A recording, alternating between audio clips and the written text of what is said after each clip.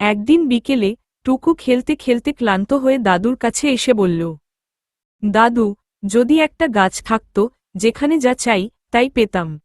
দাদু হাসলেন আর বললেন, তাহলে তো ইচ্ছের গাছ লাগাতে হবে। হ্যাঁ দাদু, কোথায় পাবো ওটা? ইচ্ছের গাছ পেতে হলে 7 দিন ভালো কাজ করতে হয়, যদি পারো তবে গাছ নিজেই আসবে। ভালো কাজ মানে? যেমন মাকে সাহায্য করা, কারো সঙ্গে ঝগড়া না করা, গাছে পানি দেওয়া, সত্যি কথা বলা।